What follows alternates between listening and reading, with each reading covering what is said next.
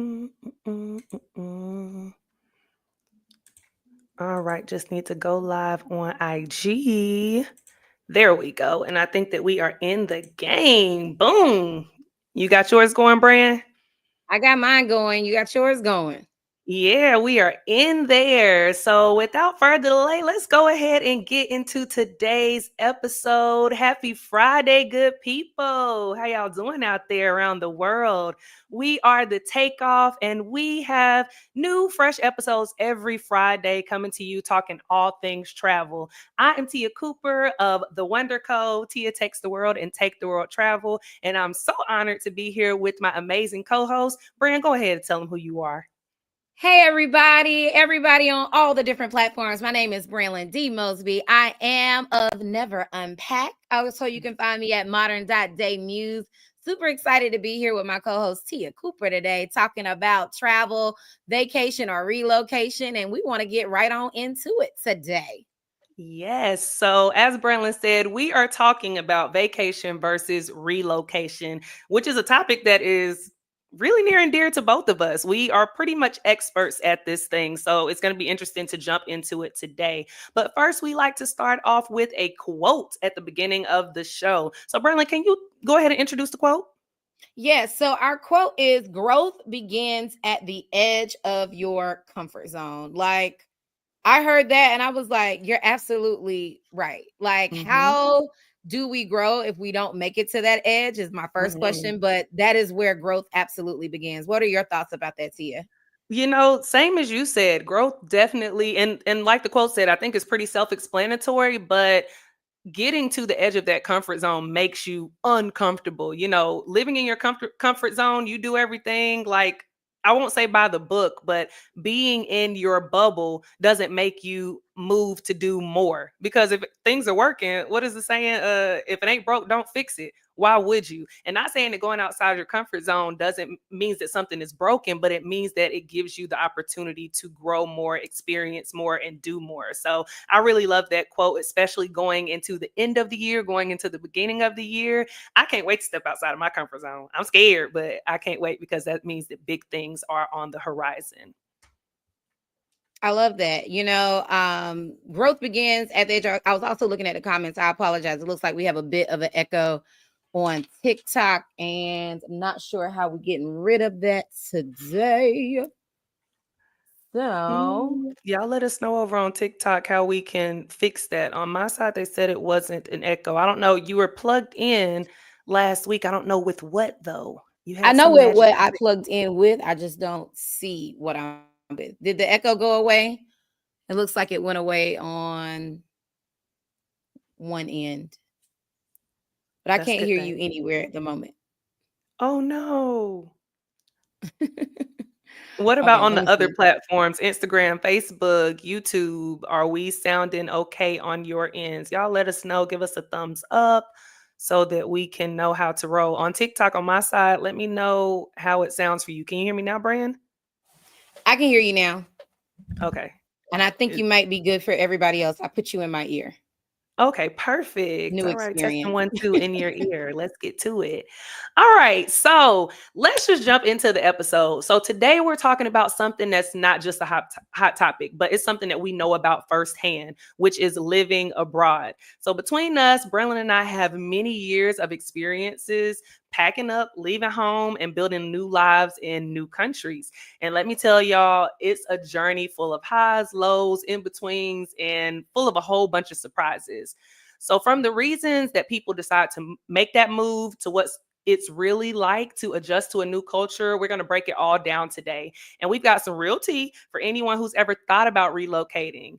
And I want you to think about this. Is living abroad the dream that people make it? Or are we just running from the struggles at home? So, in talking about this, let's talk about the pools, some of the other reasons that people feel drawn to moving abroad. So, Brand, let's start with you. You've lived in the UAE for years. What would you say is the number one thing that motivated you to leave everything behind and start fresh?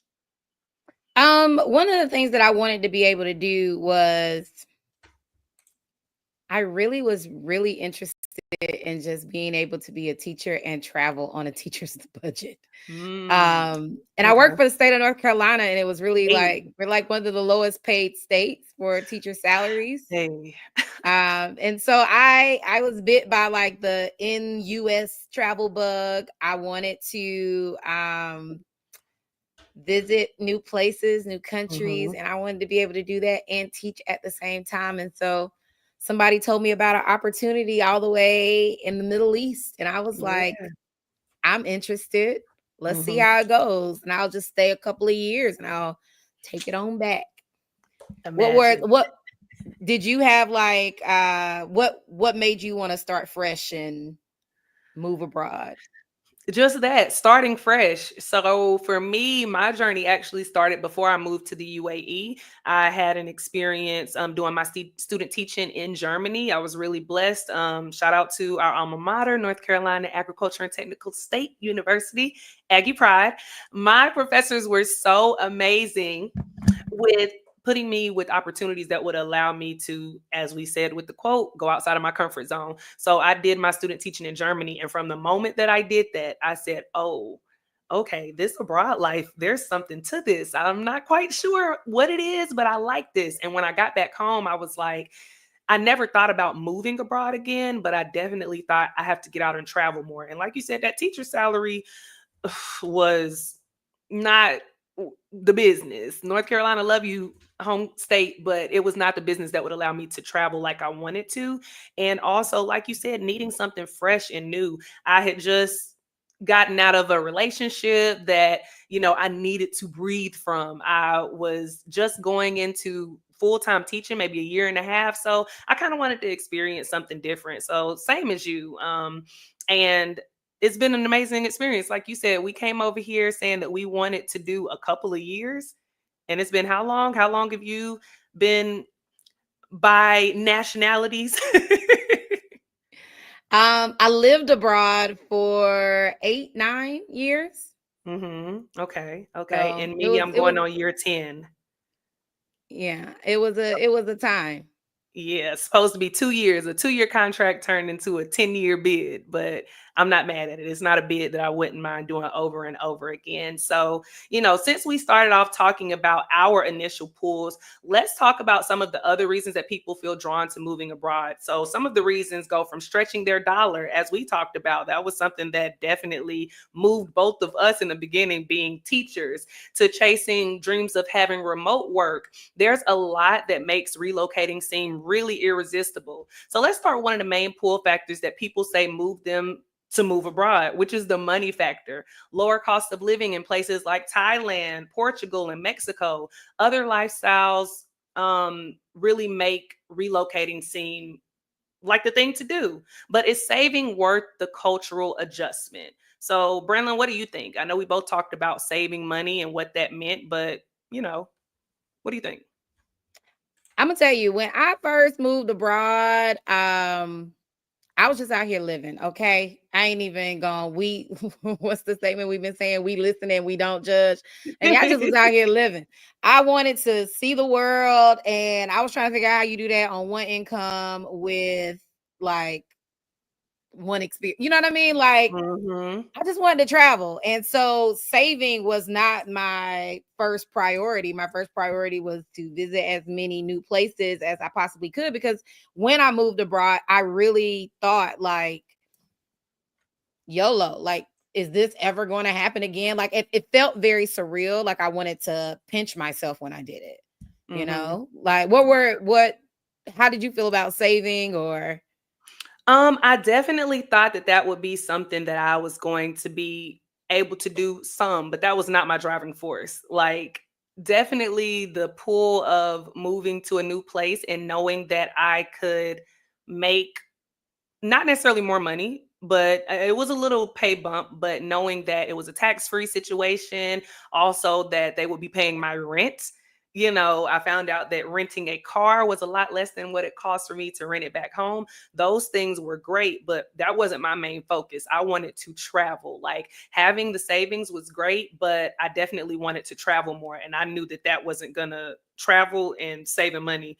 Those two things don't go together. But I was okay with that because I knew the experiences that I wanted. I knew the experiences that I wanted to have. And also because I said that I will only be here or as abroad, teaching abroad, that I will only be in that position for the 2 years that I said.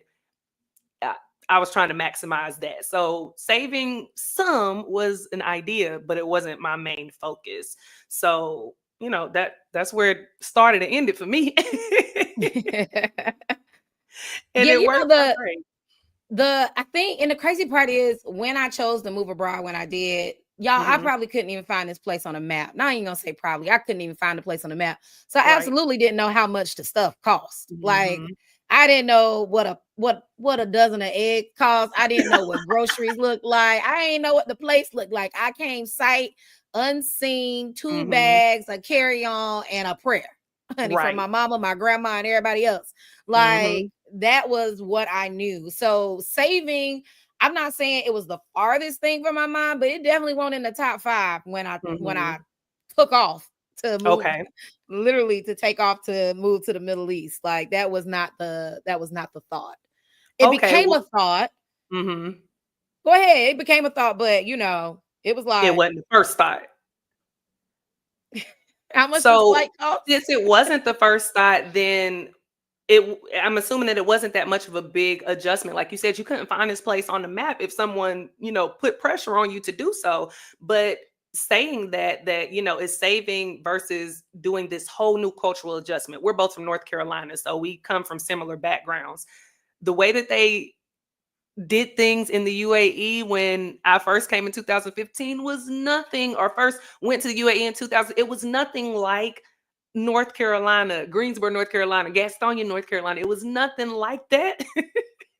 So I definitely, I was in a little bit of a culture shock. But for me, because I wasn't necessarily looking to save, I was ready for the cultural adjustment. So for me, it was definitely worth it. I'm assuming for you, maybe it was also, but did you have any back and forth about cultural adjustment versus what I'm going to get monetary wise, or any other pools when you're talking about that adjustment that you would have that people think about before moving?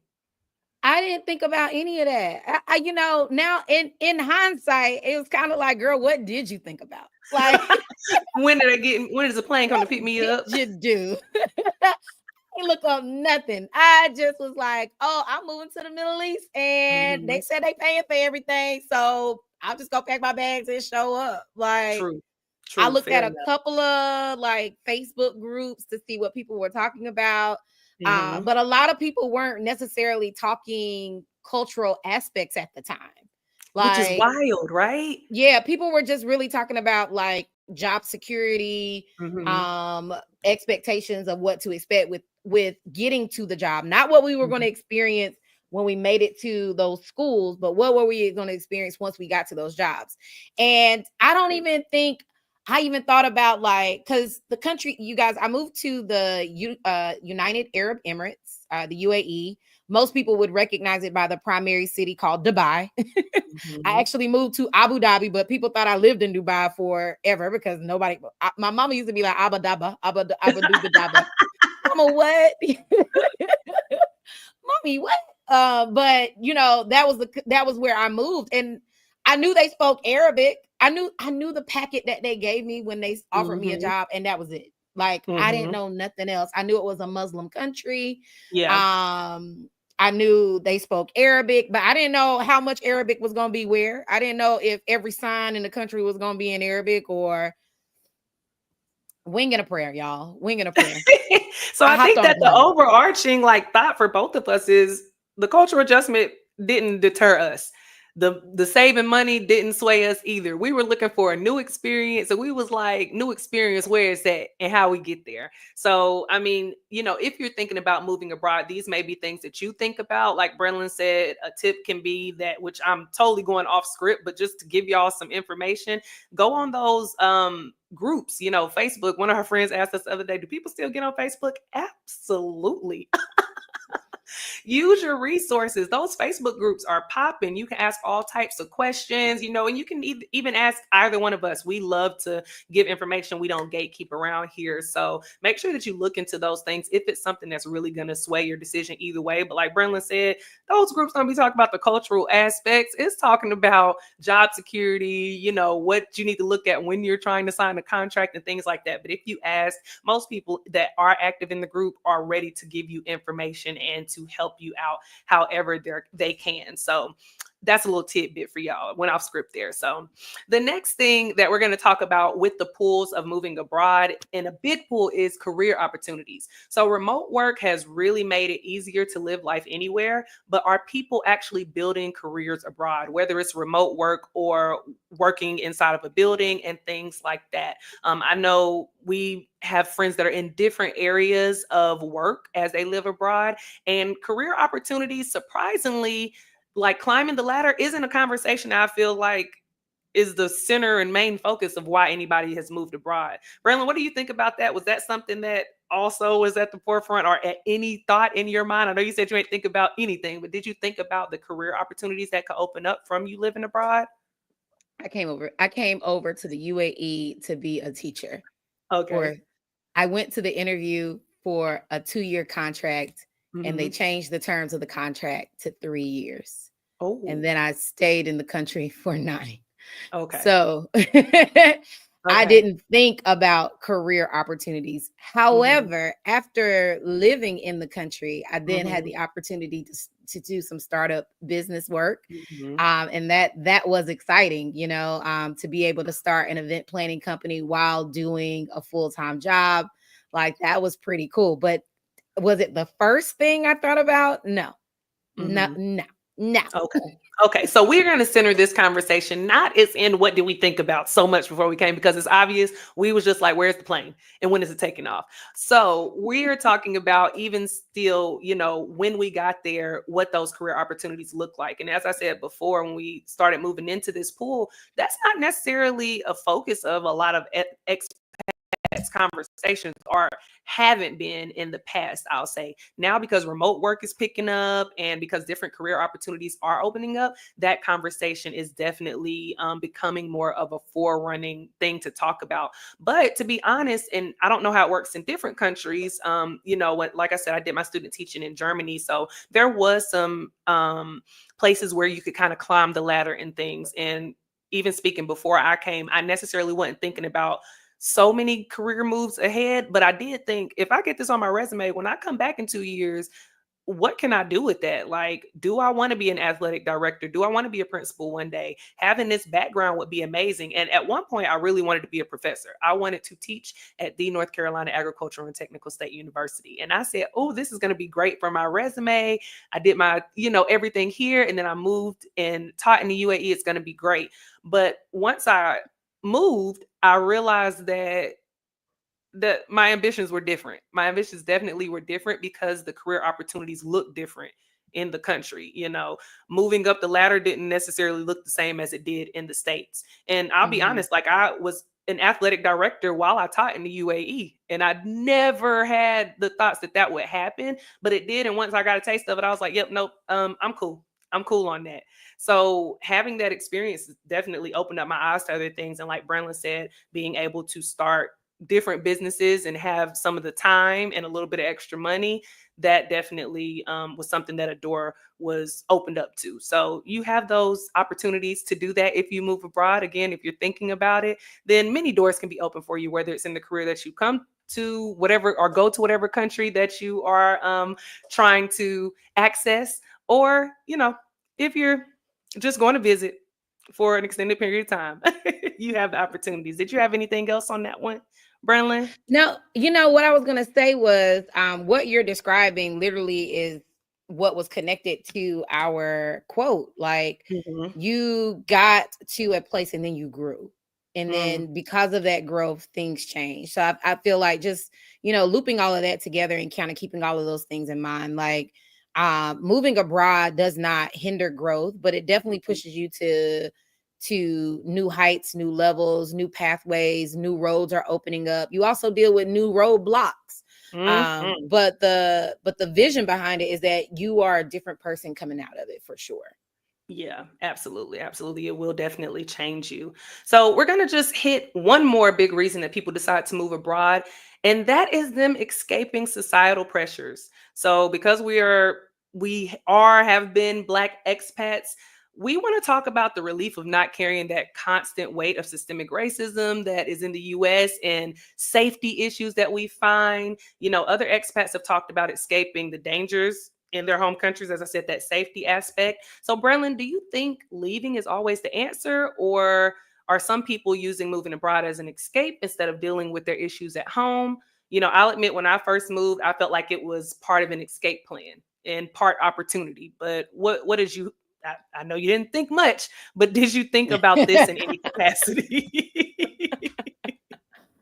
um actually, when you asked that, it kind of was like, ooh, this is a good little reflecting moment. Hmm. Um, was I running from something?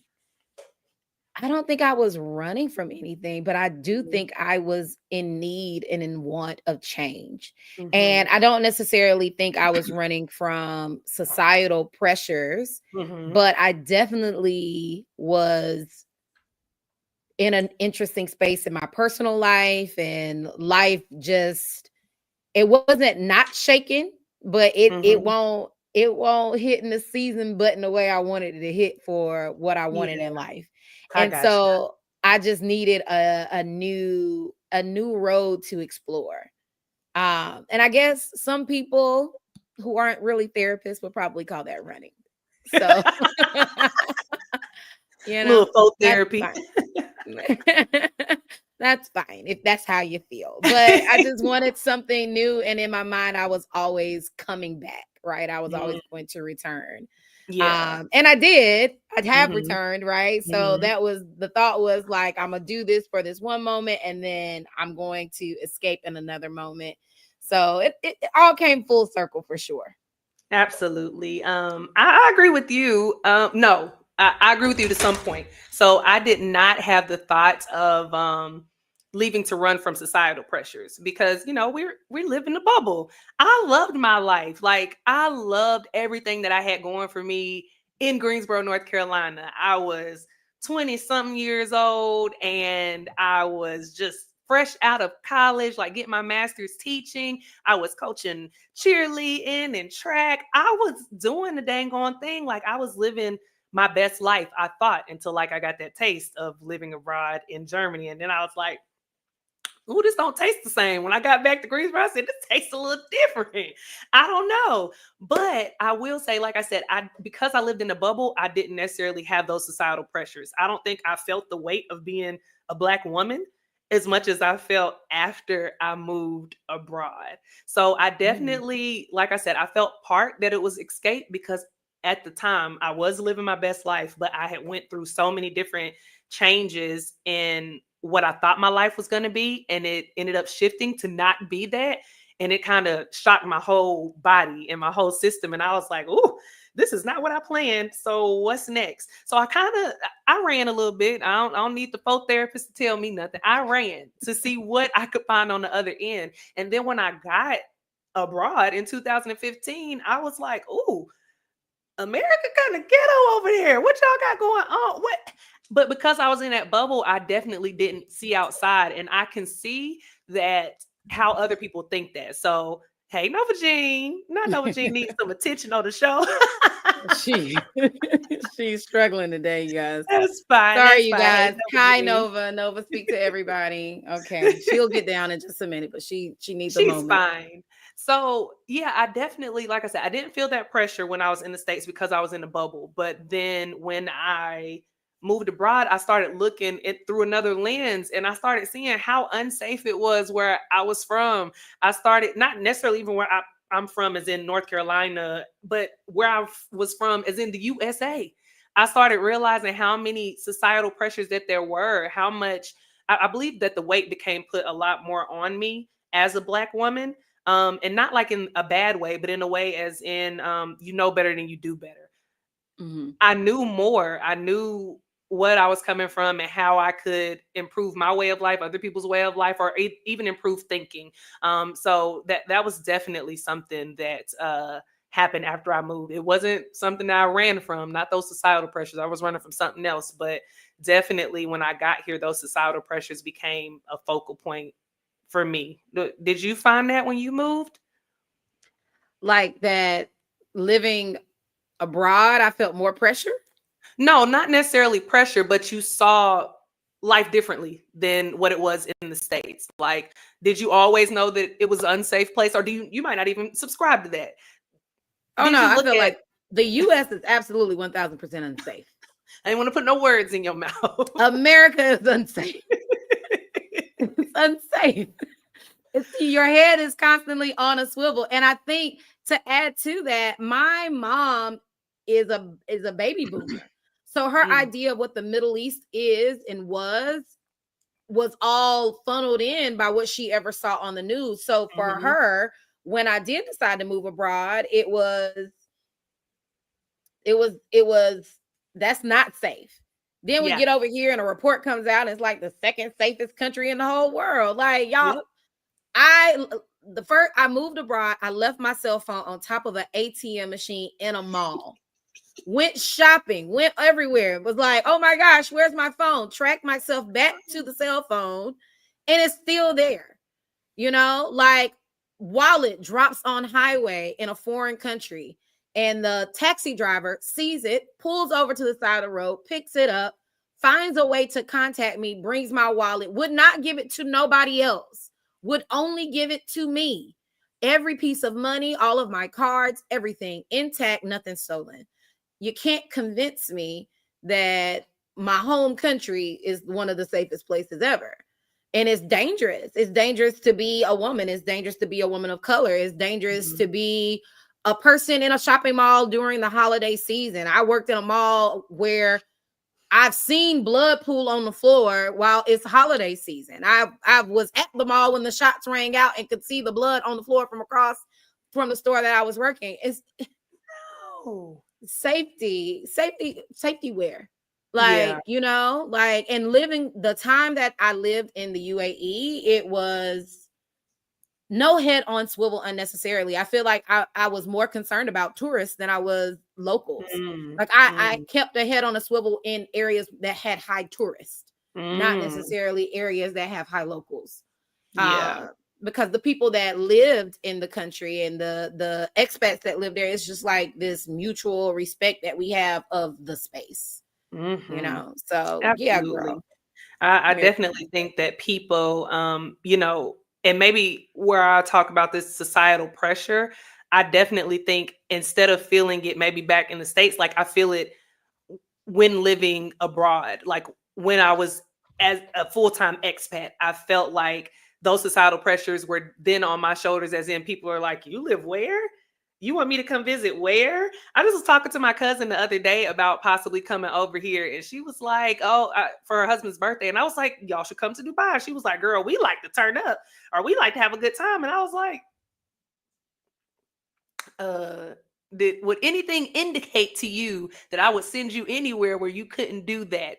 And I think that, like I said, that societal pressure, just because people see what they see on the news, and I mean sometimes that's all you can go by, but hopefully we are being forerunners to talk about life abroad in a different aspect, so that people can see it through a different lens besides the lens of the mass media. But we've talked about why people move abroad, but let's get into what it's really like once you're there. So, as I just talked about mass media, social media loves to paint the picture of bottomless mimosas, beautiful views, and no stress. And they also love to paint the picture of high stress, depending on where you're talking about. Okay. Everything is different depending on what lens you're looking at. But we both know that there's so much more to both sides of those stories. So, Brenlin, what's your biggest "this ain't what I signed up for" moment when you first moved abroad? Was it food struggles, language barriers, or missing home, or was it the shock of, like I just talked about with my cousin, having something to actually do, like not being bored out of your mind because the country was not exactly what you thought it would be? I think what I didn't sign up for, and y'all are gonna laugh. I didn't sign up for the amount of time I had to spend in a mall. When we first moved here, everything, when I say here, as in the country of the UAE, and we moved to Dubai or Abu Dhabi, whatever city it was, when we first moved there, everything was at the mall. Everything. I had to go get my car from the mall. I had to go pay my water bill at the mall. I had to pay my light bill at the mall. I had to go get things turned on at the mall. Like the mall was like the most central location to complete all living tasks. Groceries at the mall. Doctor's offices at the mall. Everything was at the daggone mall. I know that sounds so trivial, but going to the mall was a thing, and I was not prepared to be at the mall so many days in a week. And the malls in the country are not normal. And when I say they're not normal, I mean they're not like. And let me take that back. I am originally from Lumberton, North Carolina.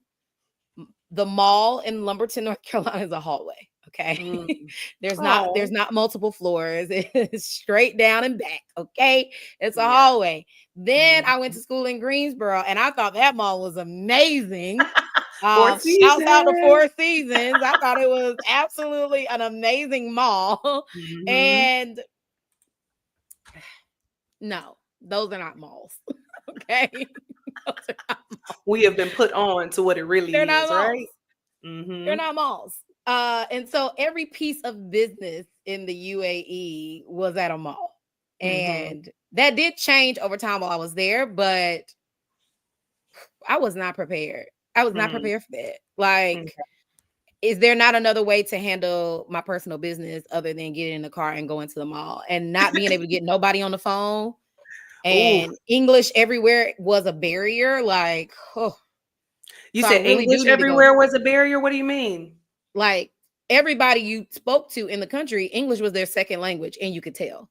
Like it wasn't like English. There aren't any English speaking people on that English as a first language in those places. So it's like, and then and when I say, and I'm not saying that people's English wasn't good.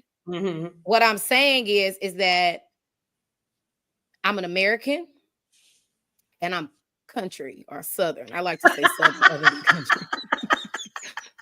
So I already struggle with Americans in certain words. Like I saw a meme earlier today that says, I'm from North Carolina and we wear toboggans.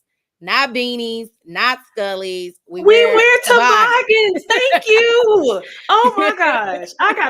I'm sending this soundbite to my husband and all the people that like to fight against me. Thank you, Brandon. Toboggans. Oh my god. We wear toboggans. I agree. So in America, I already struggle with certain word choice. You add English as a second language in a foreign country, and that changes the game. Like the words I'm using to describe whatever it is I need, these people are looking at me like, ma'am, sir, what? Like, we don't have that. Yes, you do. I know you have it because I know you have it. Fine, it's a scully. You know what I'm talking about. The hat that you put on your head. Golly, so you know what, Brian? That's funny that you said that about English being a language barrier. That was one of my shocks when I moved abroad, and that was the reality of being an expat. I expected full well that I was going to have to learn Arabic. Now I knew that my contract said that I was moving abroad to teach PE in English, but I just knew that I was going to have to learn Arabic. When I moved to the UAE and everybody spoke, pretty much everybody spoke English. Might have been some dialect issues, even still when traveling to different places around and people call me ma'am, sir. And I'm like, I am a she. My voice can get a little deep, but I am a woman. I am she, her, ma'am. But things like that, that was fine for me because I was just like, I didn't expect half of y'all to be speaking English. So that was definitely a language barrier that was overcome that I was so shocked at, but in the best way. I think another one of this ain't what I signed up for, was definitely a food struggle. And I am very open. I don't find myself to be a picky eater. I am open to trying new things. But baby, when I got here and realized that they didn't have Texas Pete, Oh, mama, when can you mail me the biggest bottle of Texas Pete that you can find? And I have to find that picture to share with y'all. My mama sent me a gallon bottle of Texas Pete for it was like Easter or something. This is before we knew about like shop and ship and things like that. So I was so happy, but then I got mad because that gallon bottle cost me like 300 dirhams to get that shipped over here, but it lasted and I was The happy. most expensive Texas The Pete. most expensive bottle of Texas Pete. And would you know it that today, in today's time, the UAE carries Texas Pete in some places. So uh, lessons learned. But those were some of the things. And, too, when we brought in this point about, this ain't what I signed up for, in the best way, realizing that life wasn't boring. Like I kind of expected. Well, first with my clothes, I changed my whole wardrobe when I moved. So I had long sweaters that came down to my wrist, flowy pants that weren't form fitting. I changed my whole wardrobe. And when first of all, when I got off the plane, I had on my glasses. My glasses fogged up. I was like, oh, it's hot. And I have to wear clothes that cover all of my body. Oh my goodness. Then I realized when I got outside, well, why these other women don't have on clothes that's covering up everything? What's going on? I could have kept my shorts. I could have kept my tank tops, my regular shirts. So I was so annoyed by that, but in the best way because I realized that I didn't necessarily have to change my fashion choices and things like that. But then the last point that I'll make was also, like I said, I wasn't bored out of my mind. I think the second week that I came here or to the UAE, I went to brunch and it was a bottomless brunch, bottomless food, adult beverages. They had entertainment. Like it was, I was like, now why those Facebook groups didn't tell me about this? Why didn't y'all prepare me? Like, I think the first brunch I went to, I looked like I was going to a Sunday brunch. I had on the Sunday dress, like, because I did not know what to expect. But all of those things were definitely things that shocked me in the best way. Like, I didn't sign up for this, but I was so happy that they happened. So, I think Mm. that was definitely a reality. We'll get into some of the nuances of that, but listen, it's been an experience for sure. Yeah, for as far as food was concerned, I think I just looked around and was like, oh, okay, so this stuff is not here. Okay, so I'll just get these things when I go home. Like I remember Yeah. the first time I went back home so I came in like July and Hmm. then I went home that December. And I went home with the advice from one of these Facebook groups that from December to the end of the school year was going to be a long stretch. So you probably need to re-up on family energy, friend energy. So I went Hmm. home, but I went home with an empty suitcase and stocked up on a lot of different things. However, I will say during my time abroad, I learned to fall in love with new products and that Mm. now, like when I'm in the States or when I'm like in other places and I'm visiting different places, I'm like, ooh, I really wish I would get this. Like Yeah. the butter in the UAE, that Lurpak, I don't know what's in that Lurpak butter, but that is the best butter ever. I don't On even think I some knew that was the name. Lurpak, and then on put that on some milk bread. When Oh, I be looking for milk bread all the time at the Harris Teeter and the oh in the my Tarjay. I goodness. can't ever find milk bread, but Baby, I milk don't think I bread, ever heard of brioche bread before having some French boy, toast on brioche bread here yeah, you get that at the yeah. or Ooh, that in Abu Dhabi. Oh my God. Let me tell then you that brioche bread. Oh then you get that lemon mint, that lemon mint drink. That lemon man. mint Oh drink my hit in God. another way. It hits so different and so Yeah. good. So, to your point, you learn to kind of adapt to the realities of being an expat. Like the things that you think are going to be a hindrance, they start to be your everyday life in the best way, right? Mhm. So, let's Mhm. also talk about, people kind of, and we'll put these two together. People kind of romanticize expat life. Like social media have you thinking that, oh, when we were both living as expats full time that's they got money, they doing things all the time, they're always out like every day of the week, or my friends just say you meet celebrities all the time. Do I? That they happen to be at a concert just like y'all go to concerts. They was at a concert and I saw somebody like it, I the romanticism of expat life. How, like, let's talk about that. What do you get from people and how does that affect, not necessarily affect you, but what are your thoughts? I think social media. is one of these places where people really get the opportunity to give you the highlight reel of life. And I do appreciate a lot of people now kind of talking about reasons why you shouldn't move to certain countries, and things to look out for and challenges that they're facing, because the reality of the situation is that, yeah, that type of movement is difficult.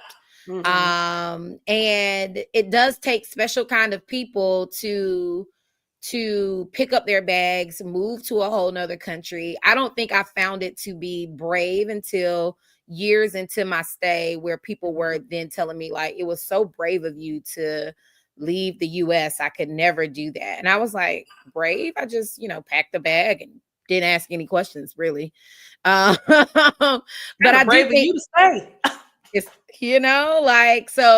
but I do think it comes with struggles. And then I also think, while people romanticize the space and don't necessarily tell you about all the struggles, people don't prepare you to be sick away from family. I was hospitalized for like 10 days at one point. That was in the COVID year. I caught COVID. I was in the hospital for 10 days. And it's like, you start running through all types of crazy thoughts, not crazy thoughts, real life thoughts. Like, your body is abroad, and if something were to happen to you, who does what? Who contacts who gets my insurance? Most of our insurance actually covers body transport. Most people don't even realize that your insurance covers that. Because right? why would you think about that? But you need to. We're adults. You have to think about things like that. So those challenges do exist, and people do want to give you the highlight reel of life. And then I like to add in this other little piece that people tend not to think about when you start going to other countries. America is a democracy. The UK, I believe, is a democracy. We lived in the UAE. That is not a democracy. There are rules and laws, and there are certain things you are not allowed to say or post against the republic. So, you have to be very mindful and very careful of whatever country you're going to, whether that is in the Middle East anywhere, whether that is in China, whether that's in Russia, whether that is in South Asia. America, everyone has rules, right? Like you said, it's a democracy, but everyone has rules. Yeah. But America has freedom of speech, and freedom of speech doesn't exist like it does. And you are allowed to say pretty much about what you want to say, unless it's some type of physical harmful threat to the free world, without somebody ended up on somebody's T-word list. You know what I'm saying? Watch Scandal, figure out what a T-word is. Like, you know what I'm saying? That's the reality, right? But when you move to a country where the family is making the decisions, and there are days you wake up and there are new rules and new laws. Ain't nobody vote for nothing. They ain't ask you. Like, wait a minute, was this taken down through Parliament? Did this go through the Senate? And it's the airways that the messages get sent out. It's a WhatsApp group. It's a picture of something. It's like, hey, this is something that somebody else said. Yeah, this has been forwarded many times. You get those type of messages. So I think, yes, people romanticize it to a degree. I also think there's even a level of it where people are living in their own bubble of protection, because your freedom don't look the same in everybody else's country. Everybody else's laws ain't the same. You are. I remember. I'm gonna throw this story in there. T.I., the rapper T.I. I was like, maybe. No, T.I., the rapper. T.I. Yeah, T.I., the rapper T.I. I remember he got arrested in Amsterdam a couple of years back. He got arrested in Amsterdam. Tell y'all why he got arrested, because I don't want y'all thinking wrongly of why he got arrested. He was in Amsterdam having a great old time with his family and his friends. He was riding a bike in Amsterdam, and because he's a tourist, he wanted to record this moment. Well, bikes in Amsterdam are like literally motor vehicles. So the laws of motor vehicles apply to bicycle riding, which means you cannot record while you're driving. So they saw this man and they arrested him kindly, swiftly, and politely. If you ever Mhm. find the clip of him, if we find it, we'll put it in our stories to add to this little clip. But if you ever find the clip of him getting arrested, he talks about how polite. He's never been arrested so polite before. Y'all know T.I., he's been arrested before. So he's like, this is the nicest arrest I've ever had. Mhm. But he has like this stack of US cash, and it's like, what I need to pay to get up out of here. They ain't care about that money. They ain't care that it was the US dollars. You did not follow the rules. You are in a whole nother country. First of all, your money here is clown paper. Like, we don't want that. We got our own currency. We got our own coins. We got our own money. Like, you just need to know the laws of the land. I say all of that to say, know the laws of the land and know what your freedoms are as it relates to what you put on social media. There are places in the UAE and in other countries that specifically say do not record. They not playing with you. Mm-mm. They Mm-mm. they say don't record. They mean that. You trying to get people they will put you in jail. Okay. And to that point, I'm just call y'all out. I cannot stand it when I hear those people who are like, "Oh, I can't go to such and such country and record these people. I can't believe that their rules are that way. They'll put me in jail for that. I'll never go there." First of all, okay, that they are the type of people that you are the type of people that they don't want there. That's the first thing. The second part is if you can't follow a rule as simple as don't record people, you travel probably isn't for you, to be honest. Like we said before, there are certain rules in different places around the world, and Brandon, you eloquently explained all of the different pieces about the reality of expat life and how people romanticize it, but what actually goes into the nuances of being an expat. I love the way that you broke that down and explained it. I think, for me, one of the parts of romanticizing it was definitely because I mentioned that I kind of was running from something at home.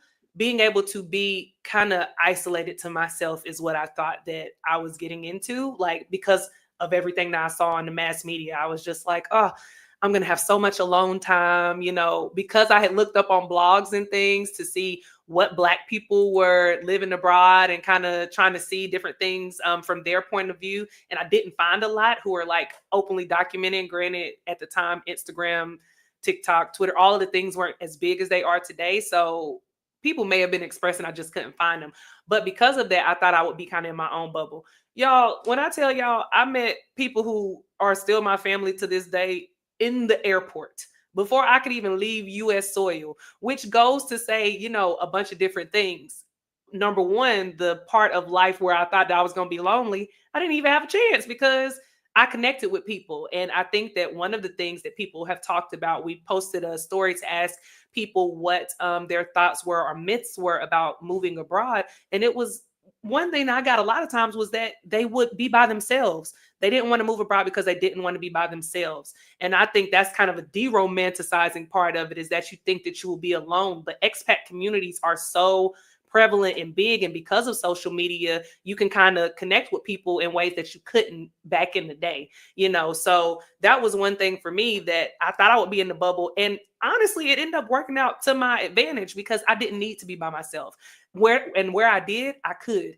Luckily when we first moved here or to abroad to Abu Dhabi, our jobs at the time would pay for our housing. I didn't have to have a roommate with my job that I was in. They got me my own flat, as they would call it, apartment pretty much. So I could go off to my own self and do what I needed to do to kind of decompress. But I also had a family unit that I didn't think that I would have because it had been de-romanticized. And that was the reality of expat life, that I could build up a family away from my family. And I needed that. I needed something new and fresh. So that was really nice. And I enjoyed that because that loneliness factor does also come into being an expat. And people don't realize that sometimes. I think either because you get one side of the coin, either you see deromanticization, you see that it might be lonely where you go, or you see that people are having a good time and make friends and family where they go. So it's all just depending upon what you look at, how you look at, and the information that you're receiving.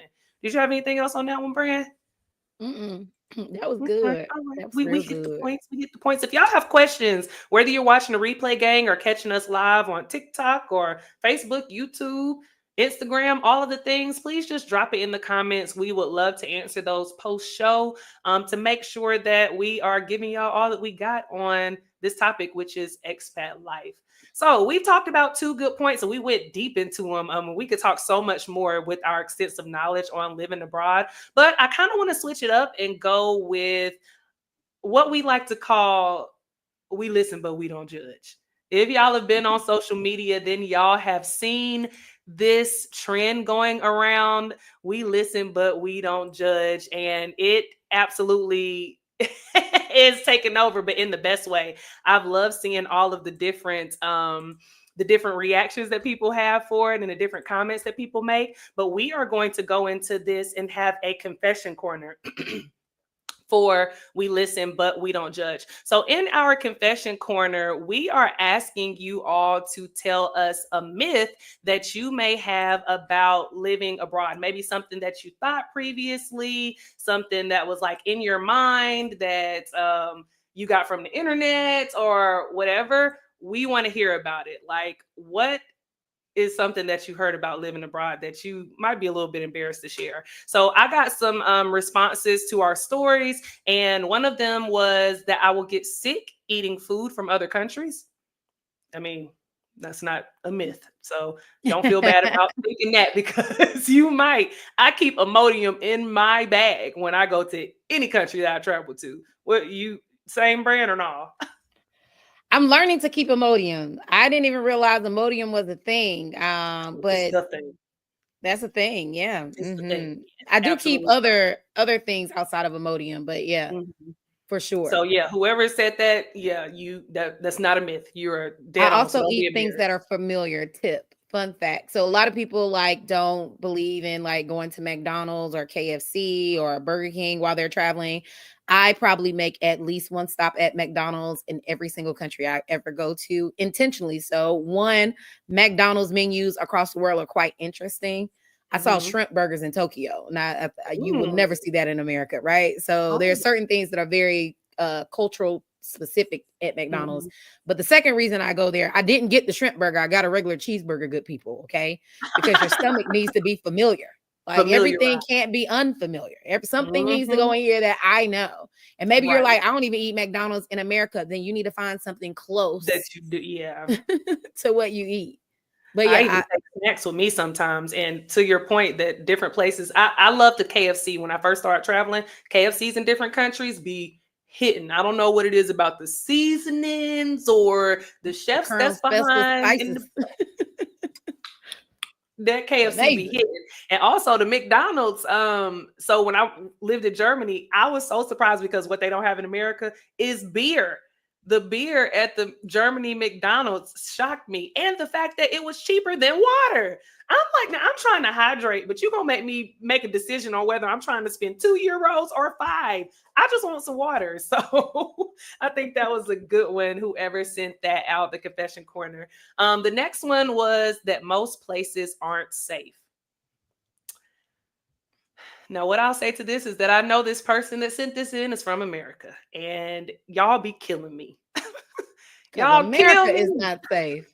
Right. And I totally understand that it is a privilege to be able to move abroad, even travel abroad. I totally get that. But if you don't have that privilege and you don't know firsthand about a place not being safe, especially coming from America, stop saying this, y'all. Stop perpetuating this because most places may not be safe, or some places may not be safe, but America is also not safe.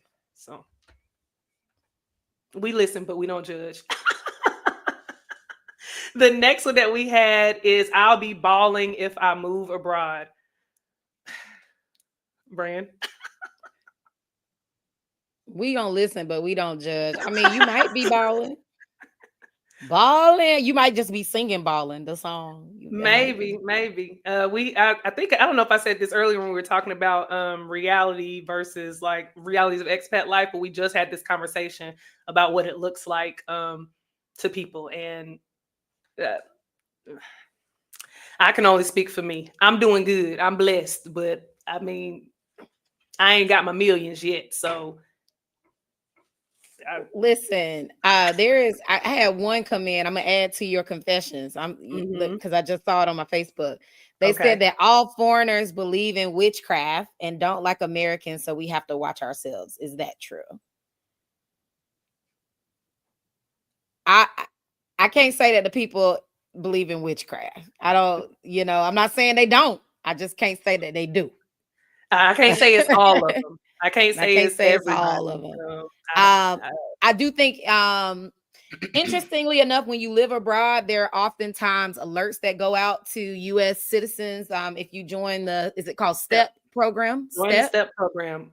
If you're ever traveling abroad, you should join STEP. The embassies send out messages and notifications if you're in an area that might be very critical of American citizens. You'll also learn that depending on what country you go to, they don't know where you're from until you start talking. Most of the time, in most places, I am oftentimes recognized as a woman from some country in Africa. I'm not recognized as a Black American woman. I'm usually recognized as an African woman first. And then they hear me speaking, and it's like, oh. And then they go, where you from? Like, where you think I'm from? Yeah. So that's always where you think I'm from. Yeah, being abroad has its perks in not necessarily being recognized as American, because American doesn't have a singular look. Most people abroad would assume that you're something else until you start. How you speak and how you treat people in public is where people start feeling like, oh, you're American, huh? You're real snobbish. Well, you know what, Brian? My experience with that, definitely people are like, where you from, sister? I'm like, I am your sister, but I'm not from where you think I'm from. I do get that a lot. But what I will say is that when passport privilege is real, when I do start talking and people realize that I'm American, I have seen the shift in people's attitudes and how people treat me and how people say things, which is disheartening because it's like, how was you about to treat me when you thought I was from somewhere else?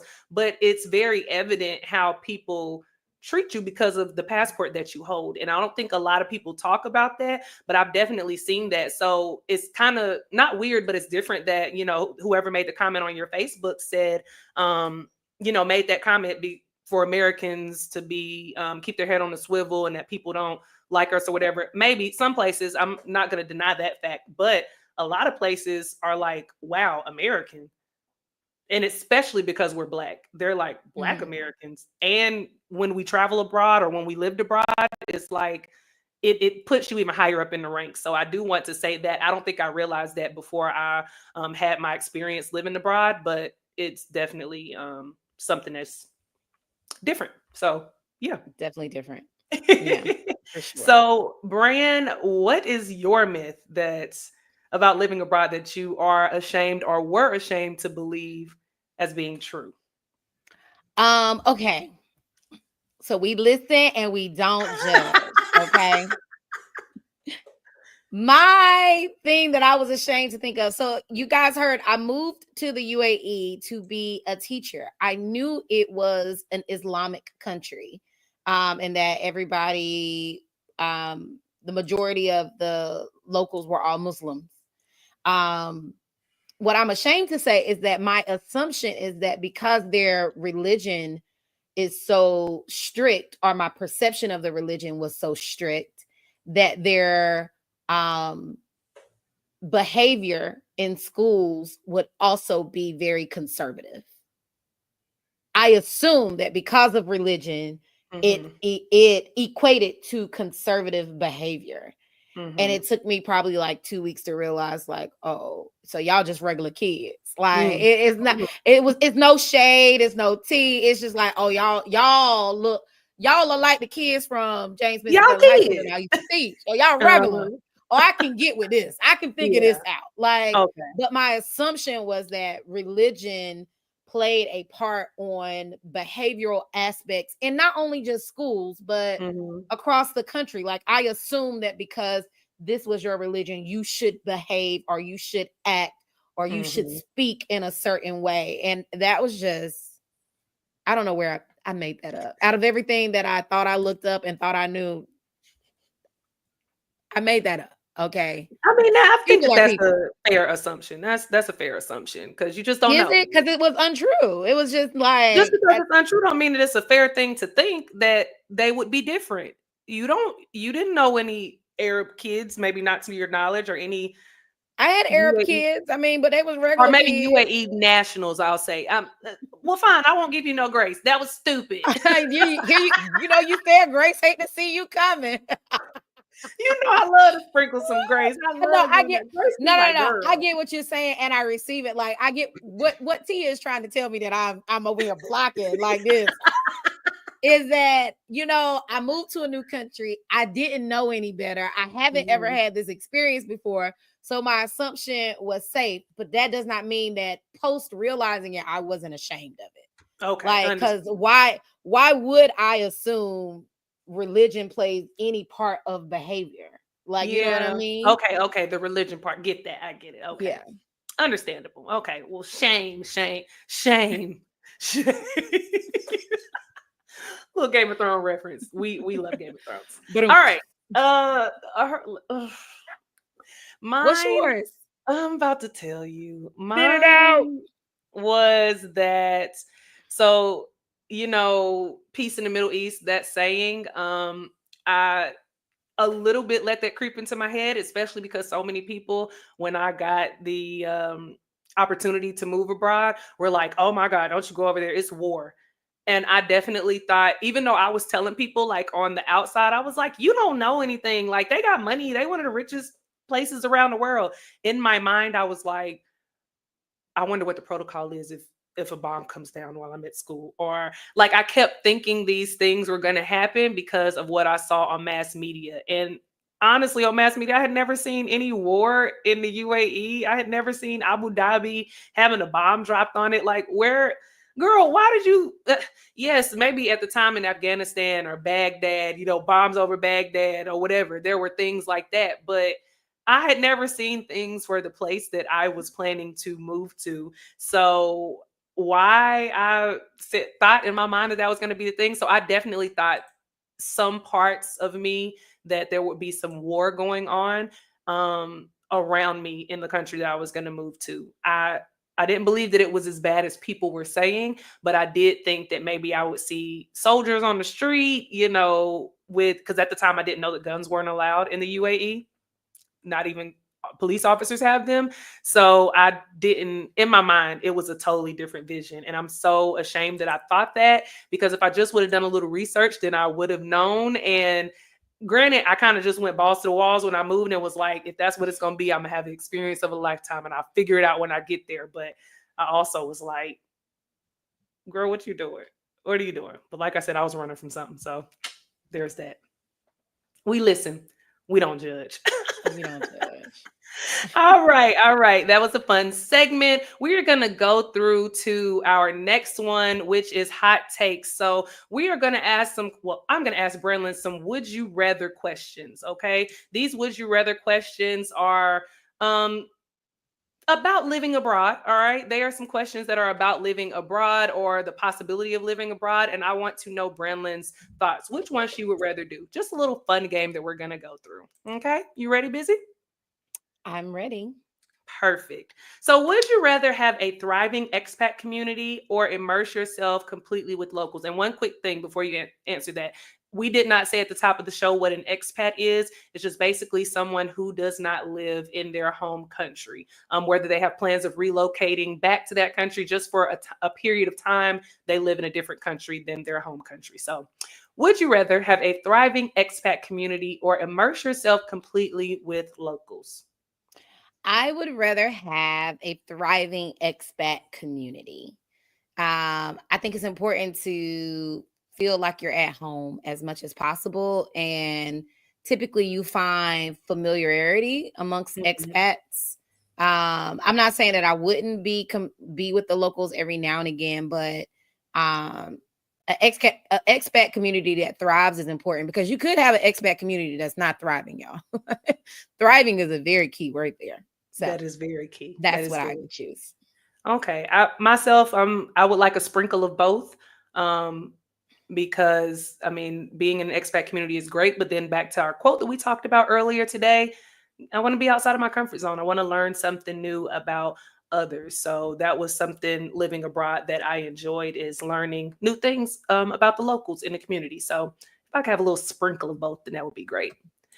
Next one. Would you rather live somewhere that's beautiful but politically unstable, or somewhere safe but boring? Safe but boring. Why? Because I can go somewhere beautiful for a short period of time, but if I gotta live there, it needs to be safe, baby. Absolutely. Absolutely. I'm with you on that. Like, beautiful is cute, but unease and unrest is not. So I'm with you. And y'all make sure y'all put in the comments, in the chats, what y'all would rather choose as well. All right, last one. Would you rather learn a difficult language or always have to rely on a translator I want to learn difficult languages, but I rely on translator. app? This is what I do. This is what it is. That's it. That's I all. moved to the UAE with intentions of learning Arabic. And I got Mhm. here and I said, oh man, this is hard. It was This so is hard. this is Arabic hard. is so difficult, yo. Like, it is. I gotta Uh, read from right to left. Is letters change when they connect with other letters? Is Girl, characters change? Maybe not letters, characters change and they connect. all the things. Yeah. Thank you guys for being so English friendly because English is on everything. It's on everything. Like, listen, I'm like you. For I was years not I was like, I'm forced gonna to. learn Arabic. I'm gonna learn Arabic, but because, thank you, Google Translator. I appreciate you. And thank you to the UAE population for giving us some reprieve to where we didn't have to. So I would definitely prefer to rely on the translator app, because the way I feel like we're older, like the older that you get, your brain don't soak up stuff like it used to. So, Yeah. I I mean, got I would people like, though on TikTok saying they would love to learn the language first. So um, kudos to I you all. listen, I support your efforts. Okay, friend. Yeah, I go for support your it. effort. Oh, and then somebody on Instagram, just to go back, said that they would rather stay in a safe and boring place. They just got back in July from the UK after being there for 4.5 years. Yeah, we going for the safe life. All right. What they say, soft life, we're going for safe life. So I'm with you on that. All right. So that was fun. That was a fun little game. Now, what we are going to move in now is we're just going to recap the show. All right. We want to recap what we went through today, on all of the things from the show. We went over a couple of different points, and I think they were all interesting. They were all interesting points, but we want to go through them in case you didn't catch them, for the show. Oh, y'all bear with me. I'm working it out over here. She gonna work it out. She gonna work There it we go. out. All right. So, in recapping the show, basically what we went over today is the illusion of, do you want to vacate or do you want to relocate in an expat type situation? So, we talked about why people moved abroad, and some of the pull factors of that were lower cost of living, career opportunities, escaping societal pressures, and then we kind of went from the aspect of, are you really running from something, or are you going towards something? And I think that all just depends on where you are in your life and what your intentions and your goals are. The next thing that we hit on is the reality of expat life, because to be honest, it looks beautiful sometimes to the mass media on social media. This is what I'll say. It looks beautiful on social media, and for the mass media, it can look like chaos. And it depends on what lens you're looking at. So we kind of jumped into our own perspectives of the reality of expat life. If you're catching this on the replay, I suggest that you make sure that you rewind that back, because that was a good one. Brenlin really took us through that. So we also like to make sure in the show that we have some celebrations. And I love this quote that we have today that basically said, don't wait for someone else to clap for you. Be your own standing ovation. You deserve to celebrate every win, big or small, because nobody knows the grind better than you. And that is why we highlight our celebrations each week, because I mean, it's true. You deserve a pat on the back, and you can't always wait on somebody to give it to you. So, Busy Bee, you got a celebration for this week? Yeah, so I was outside, y'all, living my Not best life. outside. I ended up at a cookout with the good people, Hey. the good people. And I ran into one of my current business partners, and she was just talking excitedly Oh. about checking in with new vendors, getting certified with new vendors. So, all of you are watching, you know that we are travel advisors and travel consultants, and travel is our business, literally. So, we love to talk the takeoff with you, and we also love to talk travel with you.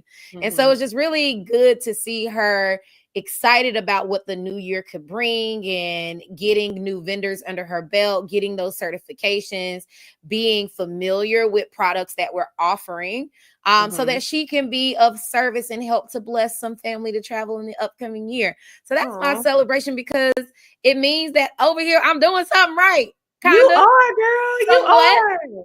You coaching the people, helping them be successful, tap Um, into financial freedom, and helping them to teach other people how to do the same. yeah. You're I gave doing my amazing. team a little bit of space, and they are still working, and I think that that speaks volumes to like Yeah. plant seeds and then water it Mhm. every now and again, and to Watching it allow grow. this garden of travel to bloom. And I'm very excited about that for my team. I'm happy for your team. Congratulations, B. I'm proud of you. Thank you. Excuse me. All right. So my celebration for this week, I did not share it with Braylon because I wanted. It's been so hard to hold this in. But today, I was recognized from our company for making it to the 2020 club, which basically means that I have brought 20 people into this business of travel. So Braylon talked about her team. We are business partners together as well. But listen, y'all, I told y'all at the beginning or somewhere in the show that we don't gatekeep. We love helping other people. And especially in this world of travel, we love travel. So being able to help 20 individuals to start their own travel business, run them successfully, be able to travel more, never pay more, and to earn funds on the side, whether it's booking Mhm. their own travels or other people's travels or helping other people to start their travel business, has been so refreshing for me. It's been like a light for me. I love helping other people. So being recognized by our company for that is one of the milestones that we as travel professionals look to do. And I've been on a run to do that. My next milestone, I'm gonna just jump over the other ones and get to 1-star director, which means I'll be helping 100 people to start their travel business. So it's on the way. And I'm just so happy that I finally got it, and I'm patting myself on the back. And Congratulations, friends, honey. Y'all, her husband is a DJ, and this is where he'll be like, "Brum, brum, brum, brum." drop the So, DJ clue. brum, brum, brum, brum. Can Yes, we get yes. that sound effect for our We show? we're gonna try to get that Can on we here. I'm gonna get a ask? soundboard. So yeah, But I I love that for you, friend. I'm glad to be thank one of you. 20, you guys. Come on over here. Yeah, Yes. girl, it was so hard not to. I wanted to when I got the email. I was like, oh, let me check. Nope. Let me just wait. Let me wait. She It's wanted me to been have a so hard. natural surprise with you guys. Here, this is it. This is my surprise face.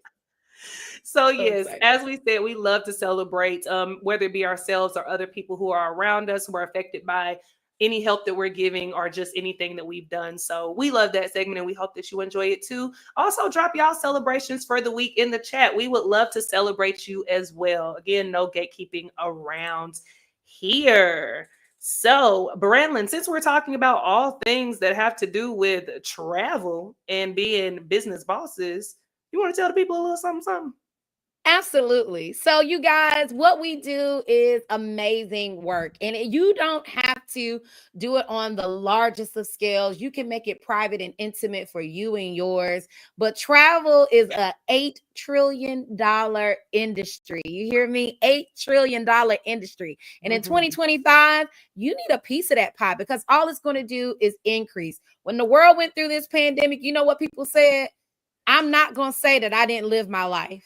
They Mm-hmm. are moving, they are shaking, and they're hopping on planes, they're renting cars, they're renting villas, they're going to exotic places. They might just even be catching a Carnival cruise or a Virgin cruise or whatever cruise that it may be. You want to be in position so that you can assist these families in seeing the world and maybe even position yourself to see it a little bit better. There's so many different opportunities in the travel industry. We would love for you to get started with a travel business today. You can visit travelagentworkshop.com and you can utilize sponsor code Take the World if you're interested in being a part of Tia's 21 22, 23, 24, up to 100. Or you can use Never Unpack. We are still growing and buzzing over here as well. I would love to have you on my team. Tia would love to have you on your team. And what you get when you get us, it's not just a business.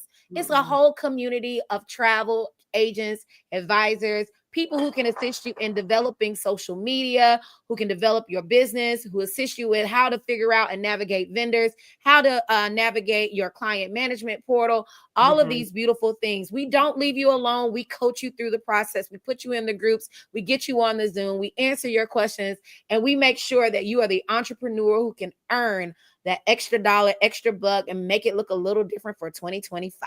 All right. You can get these people together, Brand. Yes. We would love to have you. Okay. Join our would. team. Visit Travel Agent Workshop. Also, we encourage you to listen and share what travel has done for you in any aspect. Some of you might say, I'm not interested in the travel business, and that's okay. You can always check us out for travel. We know you want to go somewhere and we can get you there. All right. Yeah. So make sure you look into that. And then for those of you that are listening, for everybody that participated today, from TikTok to Facebook to Instagram to YouTube, we had comments coming in all over today, and that makes our heart smile. For those of you that are catching us on the replay, hey, it's a community around here. Drop those comments. Tell us your thoughts. Share what you got to share, baby girl, baby boy, whoever you want to be in our community. We love to hear it. We love to bring it back to the show. We love to highlight it on our social media accounts. You can follow me at Never Unpacked, and you can follow Mrs. Tia Cooper at Tia Takes the World. We are in this business to make it grow. We have products out here. We have travel business out here. Contact us and how you can get in our world of travel, because we would love to have you in our multiverse. Okay. Yes, multiverse. Come on. That's a drop if I ever heard one. Go off, B. Everything she said. All right. So we love to close out with an affirmation. We want to leave y'all with something that fills your soul that you can repeat throughout the week, today, tomorrow, forever, however long you, forever, ever. So today's affirmation that we have for you is that opportunities that align with my purpose find me. So I want y'all to say that opportunities that align with my purpose find me. Opportunities that align with my purpose find me. Ooh, that was good. I felt that. Y'all better take that into 2025, whether it be all the things that Brand listed or something that's on your vision board. Y'all got this, and those opportunities will find you. All right. Make sure that y'all catch us each and every Friday live. We'll be going up into the holiday season, so you can expect to see us here next week and the week after that. And we hope that y'all have a great rest of your Friday. Again, make sure to follow us on social media. All right. Berlin already dropped the handles, and they're also on the screen. Follow both of us, and we'll be back with y'all on next Friday. You got anything else, Brand? Nope, that's it. Holidays are coming up. You guys be safe. And if you're looking for something to really purchase for the holiday season, don't forget to make it a business, because that's something that'll give back to you. And travel business is a good way to get started. All right. Period, Pooh. All right, y'all. Have a great day. We'll see y'all next week. Bye.